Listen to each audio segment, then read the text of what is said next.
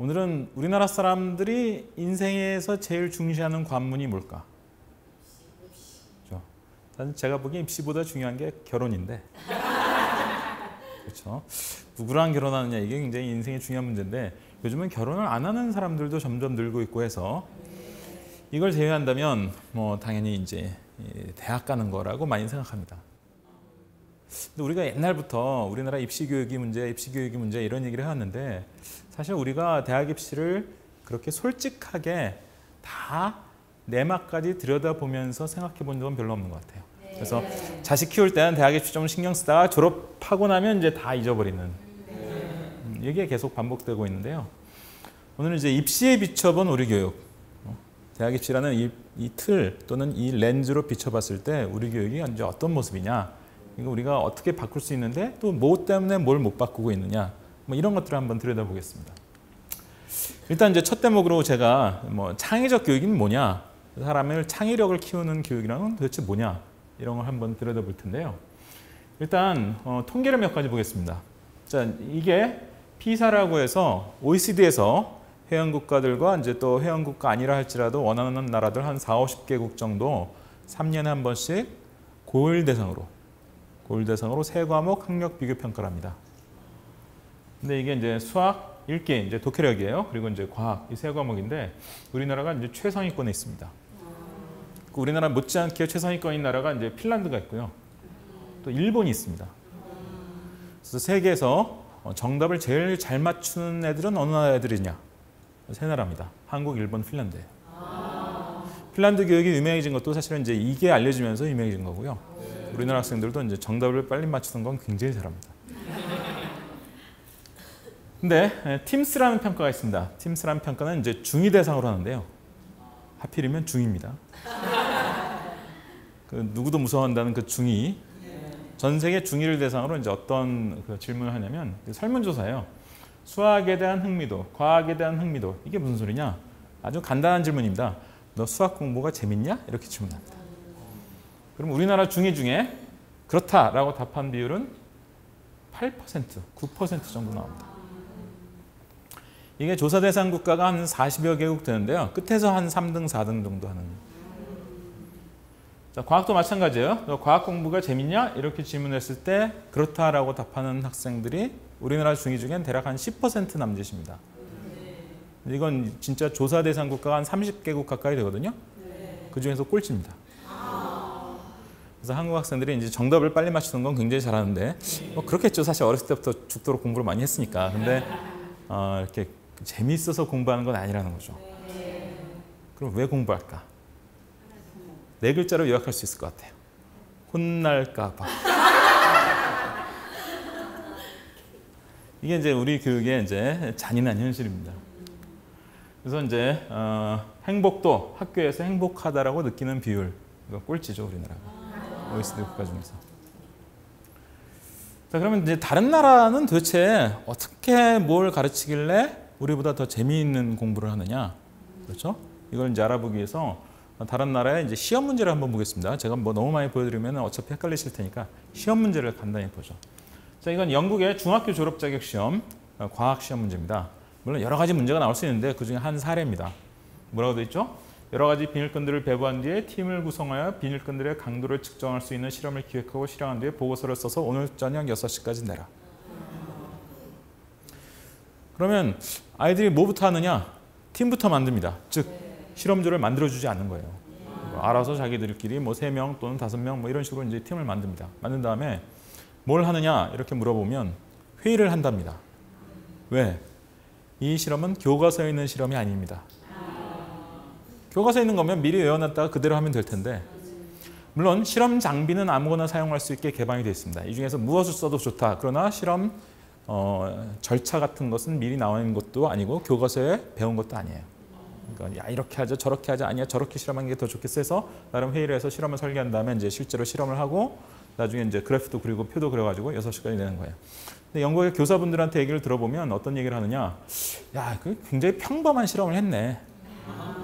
그러나 나름대로 과학적 원리 원칙에 잘 맞게 했어요. A를 줍니다. 근데 얘는 야 이거 진짜 보도 듣도 못하는 진짜 희한한 방법을 할까. 근데 나름대로 또 과학적 원리 원칙에 잘 맞게 했단 말이에요. 얘도 A를 줍니다. 그러니까 모든 애들이 다 새롭게 창의적으로만 하라고 강요하는 것은 아니에요. 하지만 창의적일 기회를 주는 거죠. 창의적으로 새로운 걸 해봐도 나름대로 그 수준에 맞게 되면 A를 주겠다. 좋은 점수를 주겠다라는 겁니다. 들어보셨는지 모르겠는데 유럽에는 대학 입시에 객관식이 없습니다. 제가 혹시나 해서 다 뒤져봤어요. 영국, 프랑스, 독일, 스웨덴 등에는 대학 입시에 객관식이 한 문제도 없습니다. 예를 들어 수학시험 100% 논술형입니다.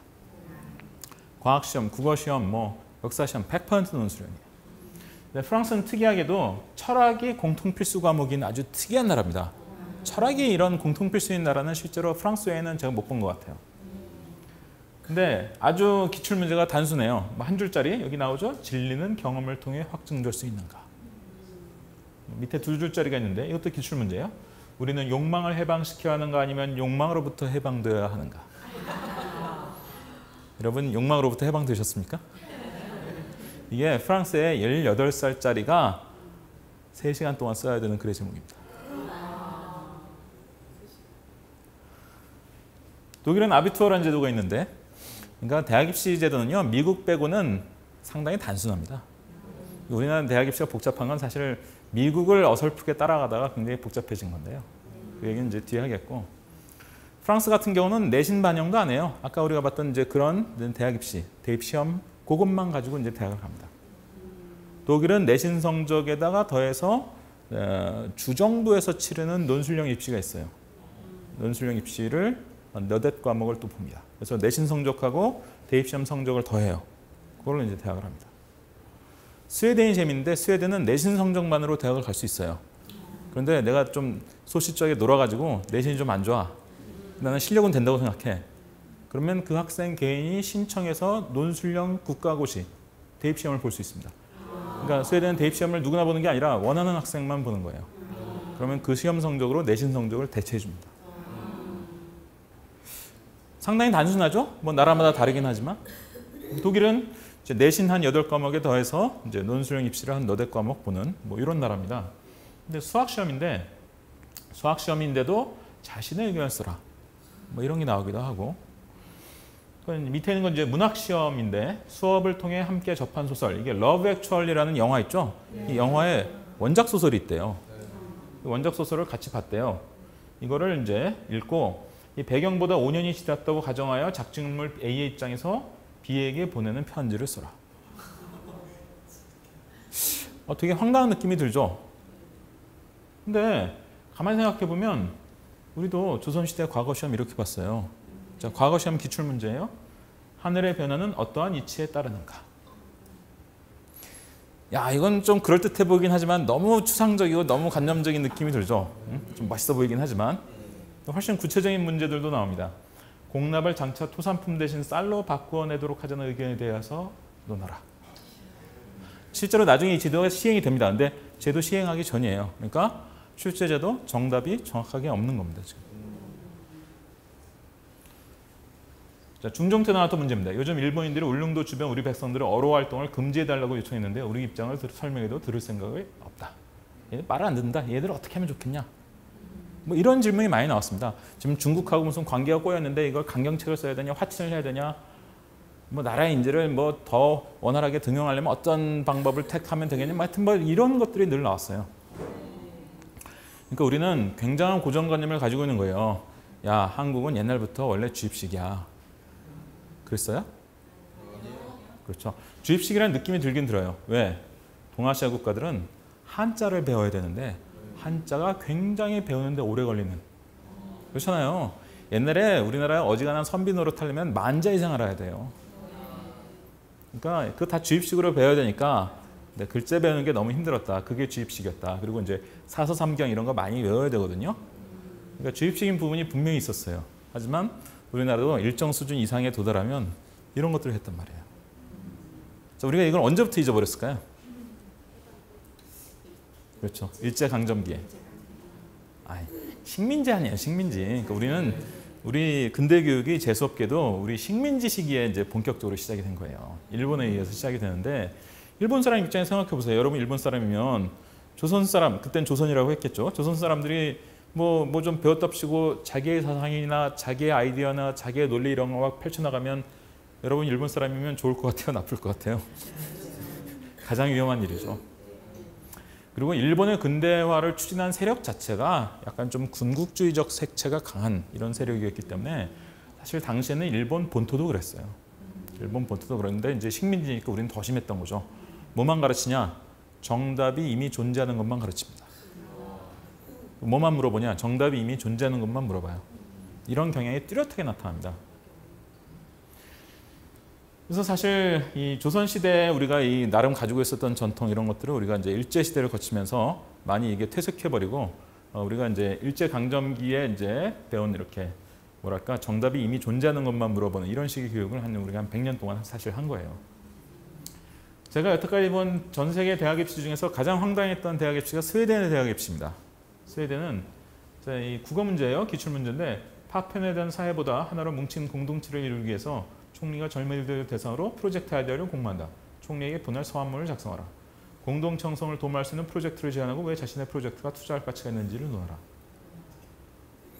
이쯤 되면 이거 뭐 하자는 겁니까? 그러니까 대학 입시 국어 시험장에 내가 딱 앉아있는데 문제지를 나와주는데 너 돈을 한번 팍 써볼 만한 멋진 사업 아이템 가지고 사업 기획서를 써보라는 겁니다. 18살짜리한테. 대단한 거죠. 스웨덴 평균 학력이 그렇게 높을 것 같아요? 그렇지 않아요. 그러니까 스웨덴 바로 옆에 있는 핀란드가 평균 학력이 매우 높은 그런 나라인데 스웨덴은 한 50개국 조사하면 한 20등 정도 해요. 학력은 한 중위권 정도밖에 안 되는 나라예요. 그런데 실제 전 세계 창의력 지표 있죠. 창의력 지표를 보면 스웨덴이 거의 1등을 합니다. 야, 핀란드가 학력이 높은 거는 주입식 교육을 해서 그래. 이렇게 황당한 얘기를 합니다. 우리가 보기엔 핀란드 교육만 해도 대단한 거거든요. 근데 스웨덴 사람들이 보기엔 야, 쟤들 주입식 교육해서 학력이 높은 거지. 야, 요즘 정답이 모르면 누구한테 물어보면 되냐? 그렇죠. 요즘 누구한테 물어보면 됩니까, 여러분? 그렇죠? 검색해보면 금방 나오잖아요. 그 창의력이 중요한 거지. 그래서 대학 입시도 이제 다 이런 식이에요. 근데 우리는 초등학교 1학년 때 이런 진리를 깨닫죠. 정답은 문제집 뒤에 다 나와 있다. 정답이란 게 있는데 그거를 용용 죽겠지 막 야구르게 뒤에 막 숨겨놔. 심지어 엄마가 막 그거 찢어가지고 혼자 관리하고 있어. 어떻게든 빨리 그걸 맞춰야 돼. 그래서 저는 이제 교육평론가라고 돼 있고 무슨 직업적으로 상담하는 사람은 아니에요. 제가 이제 컨설턴트는 아닌데 봉사활동 삼아 상담을 합니다. 봉사활동 삼아 상담을 하는데 그래서 이제 수시 입시철 이런 때가 되면 이제 학생들이 자기소개서 좀 봐달라고. 제가 대필업자 아니에요. 저 돈 받고 이런 거 하는 사람 아닙니다. 하지만 뭐 제가 교육적인 입장에서 좀 넌 이렇게 좀 고쳐 쓰는 게 좋겠다. 뭐 이런 얘기를 해줄 수는 있죠. 근데 보면 아이들의 글의 수준이 매우 심각합니다. 글쓰기라는 게 참 중요한데 글을 제대로 써본 경험이 거의 없는 거예요. 그러면 글을 잘 못 쓴다는 건 무슨 소리냐? 자기 생각이 별로 없다는 얘기입니다. 그래서 우리는 지금 정답이 존재하는 것만 물어보는 교육을 한 12년 시키고 아까 우리가 스웨덴의 사례도 봤습니다만 다른 선진국에서는 또 그렇지 않은 교육을 한 12년 하면 이 12년간의 교육의 결과는 상당히 이제 차이가 나겠죠. 이게 우리나라만이 아니라 아시아 교육이 전체적으로 그렇습니다. 아시아 교육이 전체적으로 정답이 있는 것만 물어보는 경우가 많아요. 우리나라만이 아니고요. 일본이 딱 그렇습니다. 중국 대학 입시도 장문이 하나 있긴 있어요. 중국 대학 입시. 하지만 그것을 제외하면 나머지 과목들은 대체로 그렇습니다. 또 아시아의 큰 나라가 또 뭐 있죠? 인도 있죠? 인도는 오지선다도 아니고 사지선다입니다. 아시아 국가들이 전체적으로 이런 경향이 있습니다. 이게 이제 식민지 시대 때 또는 아주 권위주의 하에서 이제 근대 교육이 발달한 이런 것과 연관이 있다고 보고요. 또 아시아 교육이 가진 특징이 상대평가 또는 석차를 매기는 나라는 다 아시아에 있어요. 서구 선진국에는 어디를 봐도 상대평가 또는 석차를 매기는 게 없습니다. 그러니까 예를 들어 미국이나 유럽의 학교 성적표를 보면 A, B, C, D 이것만 나오든가 아니면 점수만 나옵니다. 몇 점 만점에 몇 점. 끝. 가끔 평균점이 몇 점이라는 것 정도를 알려주는 경우가 있긴 있어요. 참고 사항으로. 하지만 우리처럼 우리는 어떻죠? 수능도 그렇고 내신도 그렇고 고등학교 내신이나 수능이나 다 쭉 줄을 세운 다음에 요즘 그렇습니다. 맨 위에 4%까지 1등급. 그다음에 이제 상위 11%까지 2등급, 상위 23%까지 3등급 이런 식으로 이제 주죠. 그리고 또 요즘 수능 성적표에 보면 원점수가 안 나와요. 원점수가 안 나옵니다. 표준 점수라는 게 나옵니다. 표준 점수가 뭐냐면, 그러니까 평균에 비해서 네가 얼마나 높냐 낮냐를 보여주는 점수예요, 이게. 그래서 우리나라 지금 수능도 완벽한 상대평가고 고등학교 내신도 지금 상대평가입니다. 근데 사실 상대평가하는 나라는 어느 나라인가 보면 다 아시아에 있습니다. 아시아에도 안 그런 나라도 있어요. 안 그런 나라도 있지만 하여튼 상대평가하거나 석차 매기는 나라는 다 아시아에 있습니다. 그래서 동료들하고 바로 앞에 동료들하고 경쟁시키는 이런 그 교육은 사실 서구 선진국에서는 찾아볼 수가 없는 겁니다. 서구 선진국에서는 왜 상대평가를 안 할까? 일단 교육의 다양성을 줘야 합니다. 왜? 야, 물리 선택하는 애들은 공부 잘하는 애들이래. 그럼 내가 걔네들을 하고 껴가지고 그 사이에서 4%까지 1등급, 11%까지 2등급 그럼 내가 석차에서 밀려서 7등급, 8등급, 9등급 받으면 나 끝장인데? 그럼 나의 합리적 선택은 뭡니까? 물리를 안 하는 겁니다. 다른 과목을 하는 거예요. 또 사회과목 중에 학생들이 선택률이 제일 낮은 게 뭔지 아세요? 놀랍게도 경제예요. 요즘은 법대가 없어졌기 때문에 경제 경영 계열이 제일 그 인기학과거든요. 문과 쪽에서는. 근데 그러면 당연히 사회 중에서도 경제를 많이 선택할 것 같은데 야, 경제 선택하는 애들은 공부 잘하는 애들일 거야. 그러니까 내가 걔들하고 껴가지고 석치로 경제하면 너무 불리하니까 딴 과목 해야지. 다 기피하는 거예요. 그래서 이 상대평가로는 다양한 교육이라는 것을 제대로 실현하기가 어려워요. 선택권을 주기가 굉장히 어려워집니다. 또 교권 침해죠. 평가권은 교수나 교사의 전문적 권리거든요. 예를 들어 내가 요즘 대학에서도 이런 일이 벌어진대. 내가 대학 교수예요. 대학 교수인데 100명을 내가 가르쳤어요. 근데 내가 내 기준으로 보니까 35명한테 A를 줘야 될 것 같아. 근데 갑자기 대학 당국에서 30%까지만 A를 주라는 거예요. 이제 일종의 상대평가죠. 그러면 아니 내가 이 과목 내가 직접 가르쳤고 내가 제일 전문가인데 아니 도대체 대학 당국이 뭐라고 나보고 30%만 A를 주라는 거야. 일종의 교권 침해죠. 그래서 서구 선진국에서는 거의 볼 수가 없는 일이에요. 세 번째로 이제 과열 경쟁을 유도한다. 자, 특히 수능도 상대평가고 내신도 상대평가지만 그 느끼게 되는 경쟁의 강도는 사실 내신이 더 심하죠. 왜? 몇 명 안 되잖아요. 경쟁하는 단위가. 수능은 그래도 이제 몇만 몇십만의 경쟁인데 이 내신은 뭐 우리 학교 아직도 여고의 이과반의 경우에는 한 반인 학교들도 있거든요. 그러니까 한 30몇 명 되면 한 30명이라고 보면 1등급 몇 명이냐? 4%니까 1.2명이에요. 1명입니다. 2등급도 몇 명 안 나옵니다. 그러니까 불과 몇십 명, 많아봤자 한 100여 명, 이 정도의 경쟁인 경우가 많기 때문에 바로 옆에 있는 내 친구가 예를 들어 여러분 자녀분이 지금 중간고사 앞두고 공부를 하고 있는데 옆에 있는 짝꿍인데 짝꿍이 내 자녀하고 좀 성적이 비슷하네요. 얘가 공부를 하다가 어려움을 겪고 있어요. 그럼 여러분이 자녀분한테 옆에 있는 짝꿍을 도와주라고 하시겠어요? 아니면 외면하라고 하시겠어요? 이미 애를 고등학교에 보내보신 분들은 외면하라고 답하시는군요. 그렇죠. 얘가 도와줬다가 얘가 올라가면 제로섬 경쟁이잖아요. 누가 올라가면 누가 내려가야 되잖아요. 자동으로. 누가 내려가면 또 누가 올라가는 거고. 그러니까 절대평가에도 물론 이제 경쟁이 있을 수 있어요. 근데 상대평가는 경쟁의 정도를 아주 높은 수준으로 인위적으로 만드는 이런 특징이 있습니다.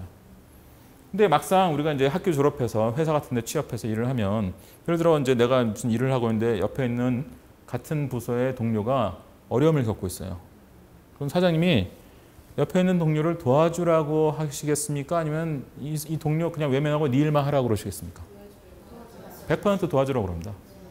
왜? 경쟁의 단위가 개인이 아니라 조직이기 때문이에요.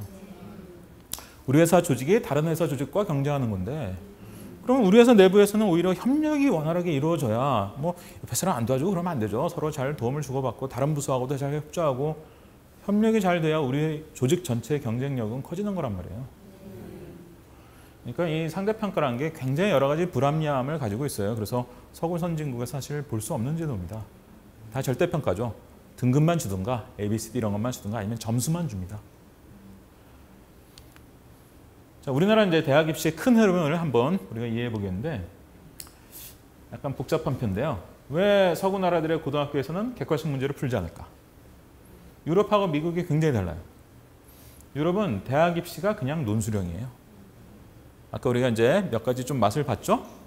그러니까 뭐 답이 정해져 있는 경우도 있죠. 답이 정해져 있는 경우도 있지만 그 답에 도달하기까지의 과정을 논리적으로 잘 써야 돼요. 그래서 유럽 사람들은 객관식이 오히려 불공정하다고 보는 경우가 많아요. 왜? 객관식은 찍어서 맞출 수도 있지 않냐.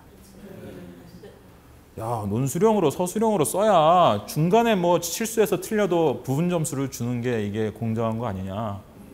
흔히 그렇게 생각합니다. 그리고 또 논술형 문제 중에 상당수는 네 생각을 써야 되는 겁니다. 네 생각이나 네 아이디어를 써야 되는 거예요. 그러니까 수업 시간에 대입 시험을 준비해도 아무 문제가 없어요. 네. 열심히 뭐 책 읽고 토론하고 막 글 쓰고 하는데 그게 입시 교육이에요. 네. 그러니까 우리는 입시 교육하면 뭔가 부정적인 뉘앙스가 있잖아요. 맞아요. 근데 유럽은 안 그래요. 유럽은 뭐 열심히 책 읽고 토론하고 뭐 글 쓰는데 그게 입시 교육이에요. 우리하고 얼핏 비슷해 보이는 게 미국입니다. 미국은 객관식 대입 시험이 있습니다. 이제 SAT라고 우리나라 뉴스에도 가끔 문제출 사건으로 나오는 오지선다입니다. 또 SAT 말고 ACT라는 시험도 요즘 미국에서 많이 보는데 다 오지선다 시험이에요. 야, 그럼 오지선다 시험이니까 우리나라 교육하고 비슷한 거겠네. 근데 막상 미국에 날아가서 미국 고등학교에서 뭘 하고 있는지를 보면 전혀 우리와 다릅니다. 대학 입시 문제집을 학교에서 풀어줄 것 같죠? 미국은 절대로 안 풀어줘요. 근데 왜 안 풀어주지? 가만히 보면 안 풀어주는 게 아니라 못 풀어주는 거예요. 왜? 미국 대학 입시, 즉 SAT나 ACT는 1년에 여러 번 볼 수 있는 거예요. 뭐랑 똑같냐? 토익이나 토플 시험하고 똑같은 거예요. 그래서 SAT도 필수 과목이 있고 선택 과목이 20가지나 있거든요. 그러면 뭐 어떤 과목 아이들이 지금 어떻게 시험 보고 있나 실태를 조사해 보면 선생님 누구누구는요 그 과목 시험 작년에 미리 봤대요 막 그럽니다. 아니, 한 2년 전에 봐도 돼요. 뭐 지난달에 봤대요 하는 애 뭐 아직 안 봤는데 다음 달에 볼 거예요 뭐 이런 애 뭐 지난달에 봤는데 배 아파서 그때 잘 못 봐가지고 다다음 달에 또 볼 거예요 뭐 이런 애. 그럼 학교에서 문제집을 풀어줄 수 있겠습니까? 못 풀어주는 거죠. 그래서 미국의 대학 대입 시험은 한국과는 달리 학교에서 준비해 주는 시험이 아닙니다. 공교육과 분리돼 있어요. 근데 요즘 이제 그 틈을 타서 한국식 학원이 미국에서 돈을 벌고 있습니다. 어떤 분들은 야 한국 교육이 역시 우수하니까 요즘 한국 학원이 미국에서도 돈 벌지 이렇게 착각하시는데 사실은 내막은 아니 어지간한 대학 가려면 그 SAT 시험 성적표를 내야 되거든요. 근데 미국은 학교에서 그 시험 준비를 안 해주는 거예요. 그 아주 독특한 틈새가 있기 때문에 그래서 이제 한국식 학원이 미국에서 돈을 벌기도 하는 거예요. 이제 원래 얘기로 돌아와서 그럼 우리도 화끈하게 유럽식으로 하든가 미국식으로 해보자. 그럼 유럽식으로 하든 미국식으로 하든 다 고등학교에서는 객관식 문제를 풀 필요가 없다는 얘기예요. 이제. 자, 그러면 미국처럼 수능 시험을 공교육으로부터 독립시키자. 수능 여러 번 보고 못 보면 또 볼 수도 있게 하고 막 그러자. 이런 의견을 제시하는 분들이 있습니다. 근데 이게 심각한 문제가 있죠. 만약 그러면 수능 사교육이 엄청 폭발할 겁니다. 학교에서 문제집을 안 풀어주는 거니까 이제. 또 우리도 유럽처럼 논술형 시험을 보자. 그러니까 우리나라 논술고사하고는 달라요. 우리나라 논술고사는 과목이 좀 애매한 문제들이 많은데 유럽의 논술형 시험은 이제 과목별입니다. 국어인데 다 논술형, 뭐 수학인데 다 논술형 이제 이렇게 나오거든요. 우리나라 수능을 유럽처럼 다 논술형으로 바꾸자 이런 주장하는 분도 있어요. 근데 만약 그렇게 되면 어떻게 되겠습니까? 역시 우리나라는 사교육이 폭발할 겁니다. 야, 대학 입시가 논술형으로 바뀐대 라는 순간 엄마들이 다 애를 학원에 보낼 거예요. 왜? 객관식보다는 논술형이 좀 어려울 것 같거든요. 그렇죠? 체감하기 좀 어렵게 느껴질 가능성이 많고 야, 그래도 그런 거 논술형 시험 이런 거 준비하려면 좀 학생 개개인별로 좀 지도를 해줘야 되는데 학교에서는 그런 건 못 해줄 걸. 그러면서 아마 자연스럽게 학원으로 갈 겁니다. 무슨 얘기냐? 우리나라는 화끈하게 미국식 대입 시험도 채택을 못 하고요. 유럽식 대입 시험도 채택을 못 합니다. 그럼 어떻게 하느냐?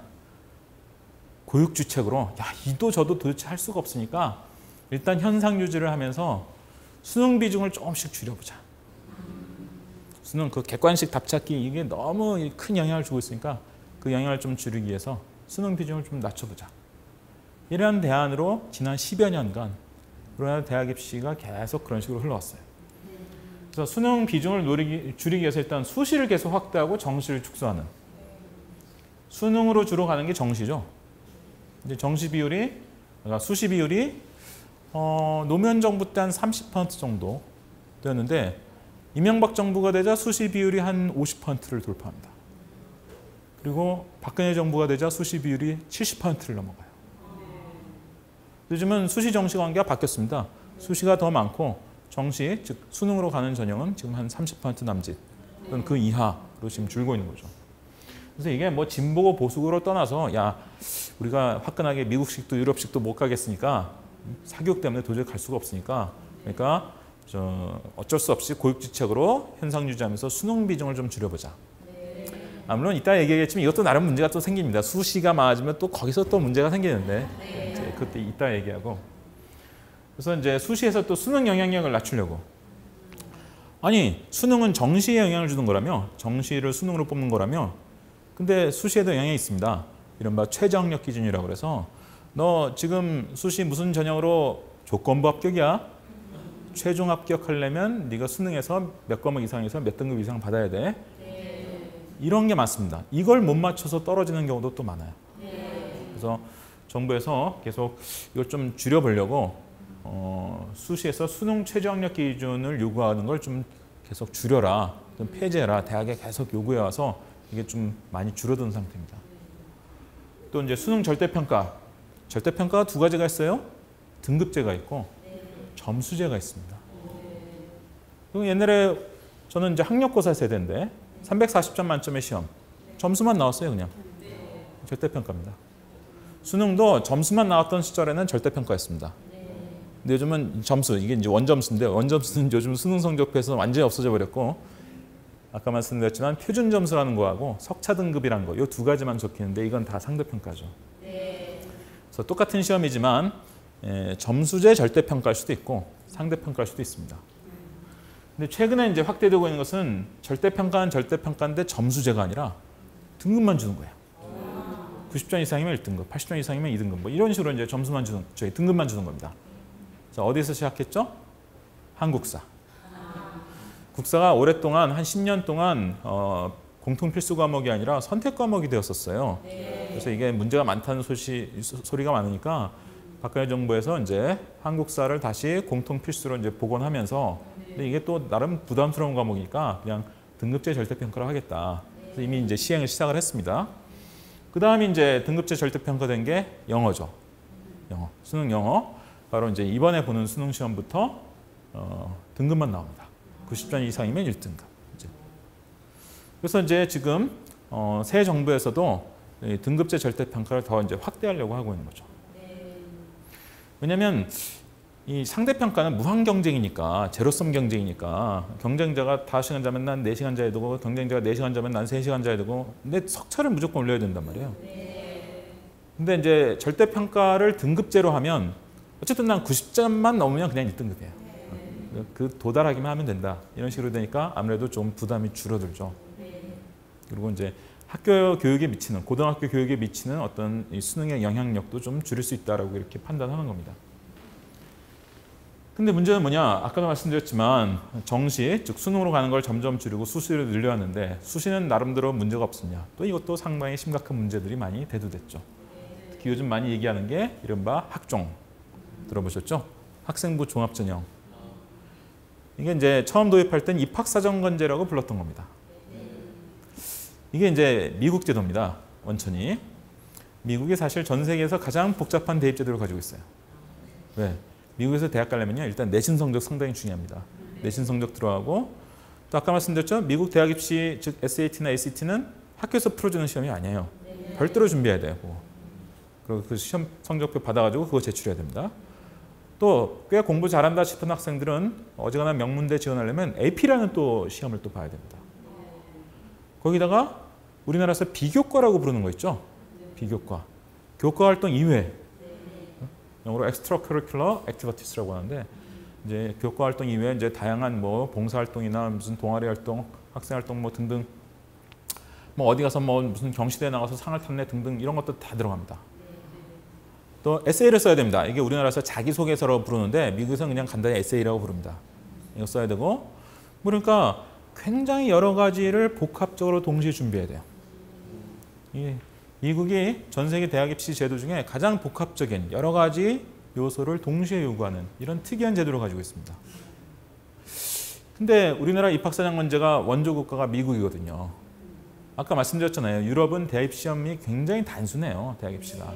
근데 이 미국, 우리나라 그 대학 교수님들이나 교육부 관계자들이나 다 미국에서 유학하고 연수하고 이런 분들이다 보니까 또 우리나라 미국 영향을 많이 받았잖아요. 그러니까 미국식 대입 제도를 가지고 이제 뭘 좀 해보자. 그래서 이제 점점 입학사정관제, 요즘 들어서 이제 이름을 학종이라고 부르는데 이게 점점 확대가 된 거예요. 그래서 이것도 심각한 문제 아니냐. 거기서 이제 워낙 부담도 심하고 불공정한 요인들이 많이 부각된단 말이에요. 야, 누가 자기소개서 100만 원 주고 뭐 컨설팅해서 썼대더라. 그러면 옆에 있는 친구가 그랬다는 얘기를 자기가 직접 옆에서 들으면 얼마나 심각하게 느껴지겠어요, 이게. 그렇죠? 그러니까 불공정함이 체감이 되는 정도가 커요. 이건. 많이 느껴진다는 거죠. 야, 누가 무슨 뭐 누구한테 뭐 300만 원 주고 컨설팅을 받아가지고 소논문을 써가지고 뭐 논문 경시대에서 우리 학교에 입상을 했대. 그래서 학생부에 적어줬대. 뭐 이런 얘기를 막 옆에서 바로 본단 말이에요, 애들이. 그래서 여러 가지를 동시에 준비해야 되니까 부담도 클 뿐만 아니라 체감되는 불공정성이 굉장히 좀 큰 편이에요, 이게. 그래서 이것도 이제 또 우리가 또 손을 대야 되는 뭐 이런 상황이 있습니다. 학종, 즉 입학사정관제가 긍정적 측면이 많죠. 사실 이게 일반고가 불리하냐 유리하냐 여러 가지 이론이 있는데 저도 상당히 비판적인 사람이어서 나름대로 많이 들여다봤는데 일반고가 불리하다고 꼭 집어 말할 수 있는 근거가 별로 없습니다. 사실. 그래서 야, 이거는 뭐 학종은 금수저 전형이야 이제 이런 주장을 하는 분들도 많이 있는데 실제로 통계를 놓고 보면 꼭 그렇진 않아요. 그렇다고 또 흑수저 전형이라고 말할 수도 없습니다. 또. 그래서 저는 학종은 금수저 전형도 아니고 흑수저 전형도 아니고 특목고 자사고를 위한 것도 아니고 일반고를 위한 것도 아니고 한 그냥 중립. 이제 대충 그렇게 봅니다. 물론 자세하게 보면 이것도 또 비판적으로 볼 부분도 있는데 그리고 학종의 긍정적 측면으로서 제일 우리가 심각하게 제일 우리가 많이 생각해야 되는 게 학교 교육에 뭔가 변화의 바람을 불러일으켰다는 거예요. 학생부를 잘 보면 교과 그 특기사항 이런 것들을 적게 돼 있어요. 그러면 교과 특기사항에 교사가 뭔가 의미 있는 얘기를 적어주려면 옛날처럼 그냥 때 되면 종치면 수업 책 들고 들어가서 그냥 수업하는 식으로는 안 되는 겁니다. 그럼 틀에 박힌 평범한 수업을 계속해서는 사실 교과 특기사항 이런데 뭐 적어줄 요소가 생길 수가 없잖아요. 그래서 제가 실제로 고등학교 선생님들을 많이 만나보면 학종 때문에 자기가 교육과정을 처음으로 고민을 해보기 시작했고 수업을 어떻게 하고 평가를 어떻게 해야 내가 좀 의미 있는 얘기를 좀 더 써줄 수 있을까 이런 걸 고민하게 됐다는 분들이 꽤 계세요. 그러니까 이거는 나름대로 학종이 좀 긍정적인 영향이 있다는 거죠. 반면 부정적 요소가 또 만만치 않습니다. 학종이라는 게 기본적으로 교과 성적만 보는 게 아니라 비교과 활동, 동아리 활동, 학생 활동, 뭐 독서, 봉사 뭐 등등 별의별 걸 같이 보는 건데 자 그냥 아주 단순하게 생각하고 답해 보세요. 교과하고 비교과 중에 어느 쪽이 부모의 영향력이 클 것 같습니까? 그렇죠. 물론 교과 성적에도 부모의 영향이 나타납니다. 실제로 연구를 해보면. 하지만 교과는 그래도 학교에서 뭐 해주는 거잖아요. 수업하는 뭐 이런 거잖아요. 근데 비교과는 알게 모르게 뭐 성장 환경이나 부모의 양육 방식이나 또 실제로 부모가 직접 사교육을 동원할 수도 있고 이 영향을 더 크게 받을 가능성이 큰 거죠. 그래서 이게 실증 연구가 별로 없어요. 그래서 어떤 근거를 가지고 얘기하기는 힘들지만 제가 뭐 일반 학부모한테 물어보나 심지어 교육학자들한테 물어봐도 교과와 비교과 중에 어느 쪽이 부모 영향이 클 거 아니야? 그러면 다 비교과라고 답합니다. 아까 말씀드린 그런 불공정 요인 이런 것들이 작용할 가능성이 상대적으로 더 큰 거죠. 또 하나 이제 아까 말씀드린 것처럼 워낙 여러 가지를 동시에 준비해야 되니까 부담도 상당히 크게 느껴지는 거고요. 그래서 불공정 요인을 좀 축소해야 되고 금지하거나 축소를 해야 되고 또 교과 비중을 상대적으로 좀 높여야 되고 비교과 비중을 좀 낮추고 또 아까 말씀드렸지만 학종에 긍정적 효과가 있긴 있거든요. 뭐 수업에 대해서 교사들이 더 많이 고민을 하게 되고 새로운 수업, 새로운 평가를 좀 고민하게 된다는 건 좋은 일인데 그걸 좀 더 촉진할 수 있는 이런 변화가 이제 있어야 되는 거죠. 그러니까 아까부터 말씀드렸지만 우리는 화끈하게 미국식 제도 또는 유럽식 제도를 채택할 수가 없어요. 왜? 어느 대학 가는지가 워낙 중요한 나라고 이 대학 서열에서 한 칸이라도 높은 대학 가는 게 인생에서 매우 중요하다고 생각하기 때문에 그 한 칸 높이기 위해서 사교육을 엄청나게 사용한단 말이에요. 그게 또 이 전통과 문화가 돼 있는 나라가 돼버려서 그래서 화끈하게 미국식 또는 유럽식 대입시험 제도를 도입하는 게 어렵고 수능도 고쳐 써야 되고 학종도 고쳐 써야 되는 거예요. 어쩔 수가 없는 거예요, 이게. 우리의 지금 서글픈 현실이 바로 이겁니다. 마지막으로 이제 이 창의 교육이라는 것을 우리나라에서 어쨌든 조금이라도 더 뿌리 내리게 하려면 어떻게 해야 되는지 재미있는 그래프입니다. OECD에서 조사한 고등학교 1학년생이 일주일에 몇 시간 공부하나 통계입니다. 뚫고 나가려는 나라가 있죠. 한국입니다. 아니 짐작 못하셨어요? 한국 학생들 평균 공부 시간 세계에서 제일 길어요. 아까 우리가 봤었습니다. 학력이 높기로 유명한 나라가 전 세계에 3나라 있는데 한국, 일본, 핀란드거든요. 일본이 제일 위에 있습니다. 이 정도밖에 안 됩니다. 핀란드가 밑에서 3번째에 있습니다. 이 정도밖에 안 돼요. 그러니까 한국, 일본, 핀란드가 학력 수준이 비슷한데 우리나라만 유독 애들이 지금 개고생을 하고 있는 겁니다. 좀 자세히 들여다보면요. 이 보라색 부분 있죠? 왼쪽에. 푸른색 내지 보라색으로 보이는 이게 정규 수업이거든요. 이게 우리나라가 OECD에서 제일 길어요. 얼마나 기냐면 그 핀란드 애들의 모든 종류의 공부 시간을 더한 것보다 더 길어요. 정규 수업만 해도. 근데 주의하실 거는 초등학교 정규 수업 시간은요. 우리나라가 OECD에서 제일 짧다는 거예요. 요즘 들어보셨죠? 요즘 초등학교에 뭐 스토리텔링 수학이라고 해서 뭐 엄청 어려운 수학도 하고 막 초등학교 선생님들이 무슨 얘기 하냐면 옛날보다 배워야 될 분량 훨씬 늘었다. 뭐 이런 얘기 많이 하시는데 그 초등학교가 굉장히 어려워지고 양도 많아졌는데 수업 시간은 OECD에서 제일 짧아요. 서구 선진국에 가보면요. 초등학생이나 고등학생이나 한 오후 2시 내지 3시 사이에 그냥 나란히 끝나는 경우가 많습니다. 근데 우리나라는 지금 초등학교 수업 시간은 지나치게 짧은 거예요. 그래서 초등학교 교육 분량을 좀 줄여야 됩니다. 난이도 낮추고 좀 교육 분량을 줄인 다음에 학교 수업을 늘려서 학교에서 하자는 대로만 차근차근 해도 어지간히 따라가지게 만들어야 되는 거예요, 사실. 초등학교는 그게 문제입니다, 지금. 근데 고등학교는 상황이 다릅니다. 고등학교는 제일 길어요. 정규 수업만 해도. 그 다음에 이제 좀 진한 자주색처럼 보이는 이게 바로 이제 쉽게 얘기하면 보충 수업 이런 건데 보충 수업 시간도 세계에서 제일 깁니다. 끝에서 두 번째 약간 뭐 살구색 비슷하게 보이는 요 색깔이 영어로 out of school class거든요. out of school class 있으면 뭐겠습니까? 그렇죠. 사교육이겠죠. 수업은 수업인데 학교 밖에서 봐도 당연히 사교육이죠. 이것도 다른 나라 비교해보면 뭐 비교도 안 됩니다. 우리나라가 이제 1등이에요. 심지어 마지막에는 퍼런 게 혼자서 이것저것 챙겨서 공부하는 시간인데 이런 것도 1등입니다. 종합해보면 한국 학생들의 공부 시간은 종합 1등일 뿐만 아니라 종목별로도 대부분 1등을 해요. 근데 여기서 희한한 종목이 하나 있는데 여기 희어멀건한 부분 있죠, 여기. 숙제하는데 걸리는 시간이 꼴찌입니다. 바로 밑이 미국이거든요. 미국은 전체적으로 꽤 짧거든요. 근데 숙제하는데 걸리는 시간은 거의 2배 가까운 것 같죠. 자, 그러면 우리가 의문을 가질 수 있죠. 도대체 얘네들 숙제는 뭐야? 자, 우리가 여러분 다 초중고 3번 국사를 배우셨어요. 그래서 임진왜란을 3번 배우셨습니다. 임진왜란 3번 배우셨는데 난중일기를 일부라도 읽어본 적 있는 분 한번 손 들어보세요. 딱 한 분 드셨습니다. 이게 그리 낮은 비율은 아니에요. 제가 얼마 전에 모 도에서 교장연수회 강연을 해달라고 그래서 갔더니 교장선생님이 한 100분쯤 앉아있는데 이게 생각나서 손 들어보랬더니 100명 중에 6명 들었습니다. 교장선생님도. 그러니까 우리나라에서는 국사교육이 다 뭐냐? 그냥 4글자만 외운 겁니다. 뭘 외웠겠어요? 난중일기. 그걸 들여다보고 야, 이순신이 그때 그랬네. 이건 우리나라 국사교육이 아닌 거예요. 솔직히 까놓고 얘기해서 우리가 다 그렇게 생각하잖아요. 그냥 4글자 외우면 되지. 근데 만약에 미국에서 실제로 그럴 리는 없겠지만 만약 임진왜란을 학교에서 가르치면 학교 숙제가 뭘 것 같습니까? 가장 흔하게 나오는 숙제가 난중일기를 읽어와라 내지는 난중일기를 읽고 에세이를 써와라예요. 물론 미국도 주입식 수업도 꽤 하지만 상당 시간을 들여서 읽은 거 써온 거 발표해야 됩니다. 토론해야 되는 거예요. 이 숙제가 대부분 리딩, 라이팅, 탐구활동, 쓰기, 읽기, 뭐 탐구활동 이런 것들을 하는 겁니다. 그러면 우리도 그런 교육하면 좋겠네? 그렇죠.